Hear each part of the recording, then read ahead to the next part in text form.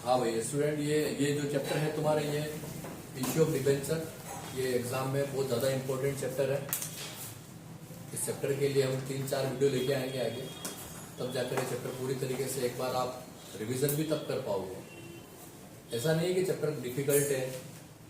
इस चैप्टर के में कुछ स्मॉल टॉपिक है, तो वो टॉपिक अगर आपने, और स्मॉल टॉपिक मीन्स क्या, छोटा सा टॉपिक है, उसमें 2-3 एंट्री है, टॉपिक खत्म। तो ऐसे आपको 5-6 टॉपिक मिलेंगे स्मॉल। तो अगर आपका वो क्लियर है देन ये चैप्टर आपका कंप्लीट है। एग्जाम में चैप्टर में से 15 मार्क्स के आपके क्वेश्चन जो आएंगे, एमसीक्यू आएंगे 4, फिलअप आएगा 1, वेरी शॉर्ट आंसर क्वेश्चन आएंगे 2, और शॉर्ट आंसर आपके 2 क्वेश्चन आएंगे, और एक लॉन्ग आंसर क्वेश्चन आएगा 4 मार्क्स का। पूरा का पूरा प्रैक्टिकल क्वेश्चन नहीं आएंगे। ये मान के चलो आपकी इसमें से 7 से 8 नंबर की थ्योरी मिलेगी आपको। इसलिए स्कोरिंग करने के लिए और पास होने के लिए ये अच्छा चैप्टर है। ओके, सबसे पहले मैं थ्योरी पर बात करता हूँ।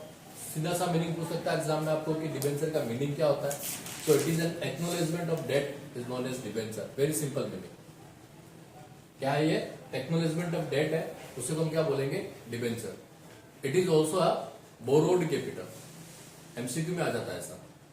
तो जब आप ये थ्योरी को जितना अच्छे से समझोगे तो आपका एमसीक्यू, फिलअप और वेरी शॉर्ट आंसर क्वेश्चन उतने अच्छे से आप कर पाओगे वहां, कोई भी चैप्टर हो।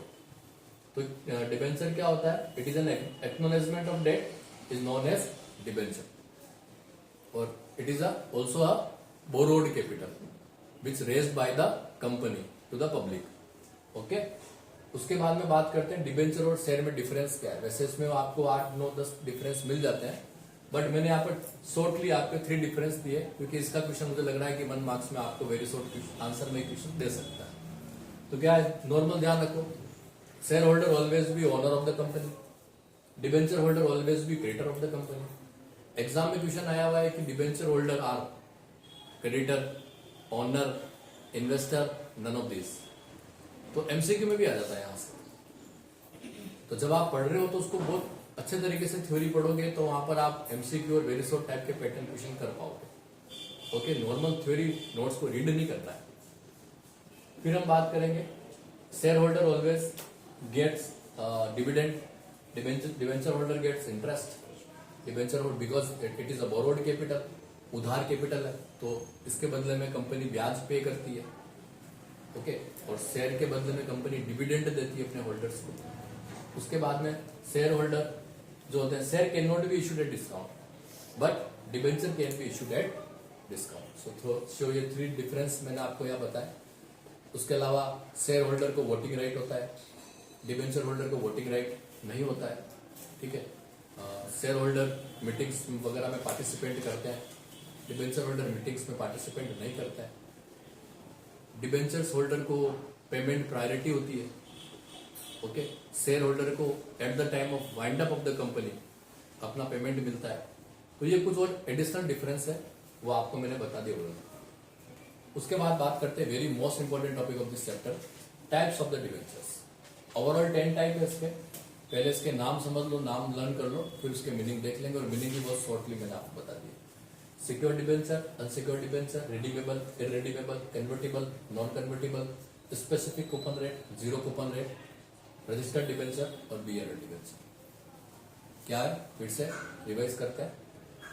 Secure, unsecure, redeemable, irredeemable, convertible, non convertible, then specific coupon rate, zero coupon rate, और registered debenture, BRL debenture. Secure debenture क्या होते हैं, those debenture which are secured on particular asset, जो किसी असेट पर सिक्योर्ड होते हैं। कंपनी ने डिबेंचर इशू किया और होल्डर को एज अ मॉर्गेज अपनी असेट रख दिए, कि जब अगर कोई if company did not paid liability, then जो होल्डर्स हैं वो असेट को मार्केट में सेल करके अपना पैसा रियलाइज कर सकते हैं। तो ऐसे टाइप के डिबेंचर को बोलते हैं सिक्योर्ड। ठीक है, अनसिक्योर्ड में क्या होता है, those debenture which are do not have any security. जहां सिक्योरिटी होती है वो सिक्योर्ड, जहां सिक्योरिटी नहीं होती वो अनसिक्योर्ड। रिडीमेबल का मतलब होता है those debentures which will be repaid by the company. Okay. जिन डिबेंचर्स का हम रिपेमेंट करते हैं, कंपनी रिपेमेंट करती है at a specific period of time, 5 year के बाद में, 3 ईयर के बाद में, उसे बोलते हैं अपन रिडीमेबल डिबेंचर. और those debentures which are repaid only on the wind up of the company are known as irredeemable debenture. जो रिडीपेमेंट होते हैं वो रिडीमेबल, और जो रिपेमेंट होते हैं वाइंड अप पर irredeemable. Then convertible, those which can be converted into share at a fixed period of time. जो एक फिक्स पीरियड ऑफ टाइम के बाद में शेयर में कन्वर्ट होते हैं वो कन्वर्टेबल. और those which not convert into share, जो कन्वर्ट नहीं होता है शेयर में, वो कौन से हो गए? Non convertible debenture. Specific coupon rate, those which are issued at fixed rate of interest. Generally तुम्हारे जितने भी क्वेश्चन है ना बुक में, वो सारे के सारे डिबेंचर्स हैं specific rate of coupon rate वाले. देखना तुम डिबेंचर के आगे रेट लिखे होते 5%, 10%, है ना? तो वो कौन से डिबेंचर है? Specific coupon rate. Than zero coupon rate, those which are not issued at a fixed rate of interest. This type of debenture are issued at a discount. तो जीरो कूपन रेट में क्या होता है? Fix rate of interest नहीं होती है. और specific में क्या होता है? फिक्स रेट ऑफ इंटरेस्ट होती है. देन उसके बाद में registered debenture, name and address of the holder of such debentures are recorded in the book of company is known as registered debenture. Holder का नाम और पता लिखा होता है.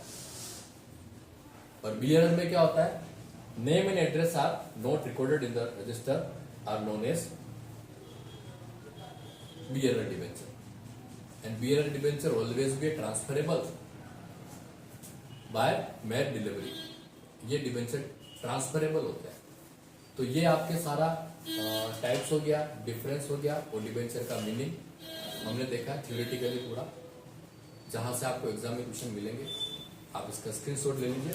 नेक्स्ट वीडियो के अंदर अपन इसका issue of debentures, general entries and जो 4 केस और कंसिडरेशन अदर देन केस, जो मोस्ट इंपोर्टेंट एग्जाम में आता है क्वेश्चन उसका, वो और देखने को मिलेगा.